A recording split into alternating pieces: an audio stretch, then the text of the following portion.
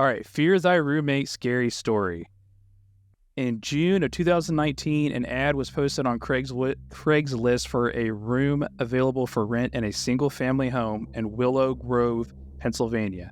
The ad wasn't for a whole house rental. Rather, the man who posted the ad was looking to be roommates with somebody, meaning they would share the living space, including the kitchen. That is what the ad said. It said in further details, 35-year-old male looking to rent out one of my empty bedrooms in my 4-bedroom, 1-family house. It's just me living here currently. The other 2 rooms are currently being used as storage, but depending on how much space you need, I could consider allowing you to use 1 extra spare room with storage. The ad then goes on to list all the features inside the house, including maintenance. It even goes on to note in all capitals that no pets or no smokers were allowed, which could lead some to believe the person behind the listing is a clean person. Halfway trusting person, possibly. Definitely a plus if you don't have either one of those. A few days after this ad was posted, a regular 25-year-old named James came across the listing, desperate for a place of his own and to move out of his parents' house.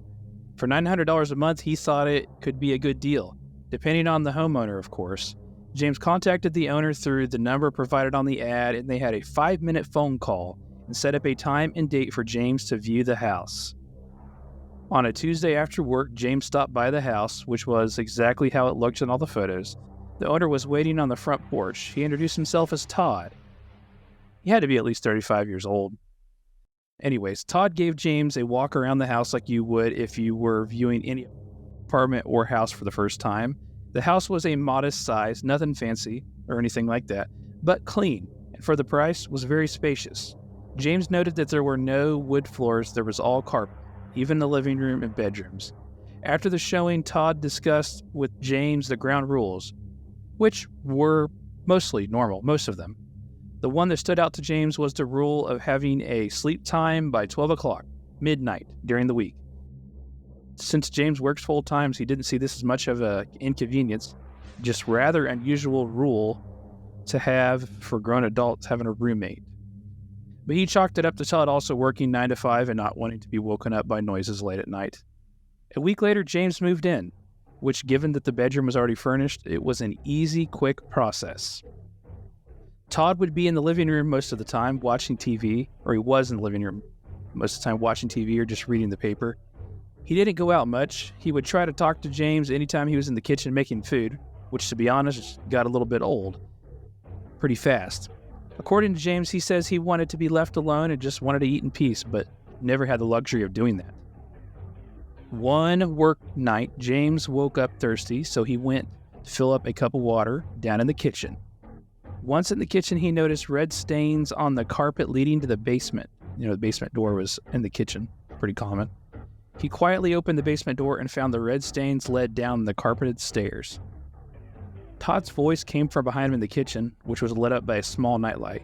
He saw Todd was sitting on one of the kitchen chairs, and he said in a raspy voice, "Don't go down there." Todd said the stains on the carpet were wine stains. James didn't ask any questions. He just filled up his cup with water and went back upstairs. From this moment onward, James wasn't 100% comfortable in the house and was now suspicious of his landlord/roommate's behavior.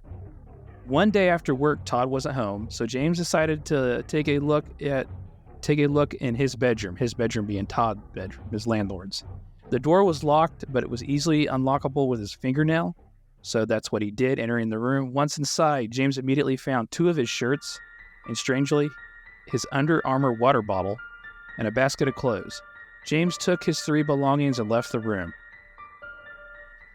When he left the room, he locked the door back with his fingernail. He planned on taking a personal day from work and evacuating the place early the next day without mentioning anything to Todd. After all, there was no lease or security deposit, so he could leave pretty easily. He did some packing that night, and he had a hard time sleeping because his mind was racing. At some point while he was lying there awake trying to sleep, his door creaked open. It was past midnight when this happened. Since he was lying on his back, he simply opened his eyes to see Todd standing in the doorway. The dim light from the hallway nightlight was illuminating his face and body in an unsettling way. Possibly not even aware that James was awake or not, James wasn't sure if Todd was aware, but Todd stepped into the room slightly and said, "I know you went to my room. I told you, my room is off limits from now on. Also, I don't want you going into the basement.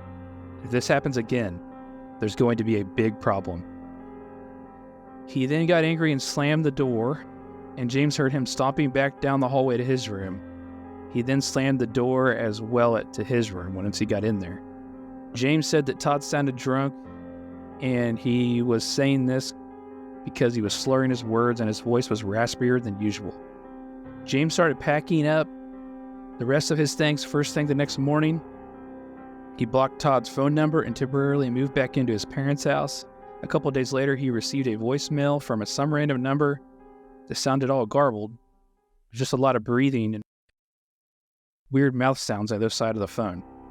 James said he's confident that the stains on the carpet weren't wine. They looked more like blood stains. Whether this Todd guy was hiding something or not will remain a mystery. Yeah, I think it was a good move to get out of there. Run, son, run! That sounds like a really real story. Well, you've kind of, you've dealt with you throughout life. You deal with like really confrontational people, so you can kind of get that feeling, what's going on with this guy? Stepping in your room and just kind of shouting or whatever, saying, don't go in my room. That is just... It's weird, but I think the creepy part is he went in his room and he found some of his stuff. Yeah, like why does he have my stuff in here? Like your water bottle and some of your shirts. So obviously he's going through your room. Yeah. He keeps basically threatening you not to go in his room. Then he adds the basement to it after he sees these red wine stains, according to the landlord roommate. I think the part of that story that makes it seem so real is the opening the door lock with the fingernail. Oh yeah, my door lock does that. Like I can open it up with my fingernail from the outside on my bedroom door. So like I don't have a key to it, but we lock it. Anyone could just go up to it, click it with your fingernail, and turn it. Over the internet, you see so many Craigslist stuff over the years. Obviously, Craigslist isn't relevant really anymore. But so many horror stories come from Craigslist, and this is another one. You want to move out. This guy wants to move out of his parents' house. He sees this ad online, right? He's like, "Hey, this is the perfect opportunity. It's cheap. The house is nice." There were some weird rules, though, right? Like bedtimes and stuff, which isn't really typical. But yeah, I guess if you want to get out of your parents' house bad enough, you're going to go along with it. I don't know.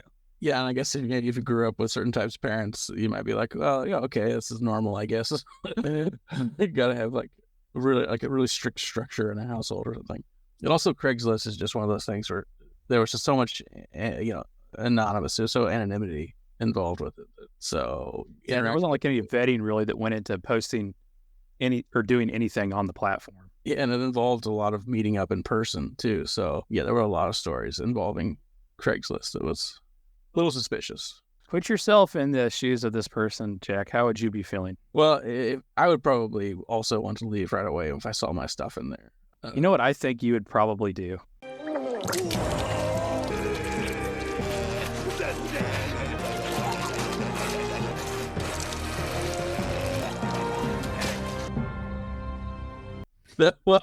I should have expected some kind of setup here. Wow. I mean, that would be my reaction. I mean, especially after... If he took my water bottle, yeah, for sure. I don't think I'd take that back, honestly. I don't want the water bottle anymore, just to be completely honest. Oh, that was a good story. Yeah, definitely. I agree with you. Look, believable story. Definitely a very believable story.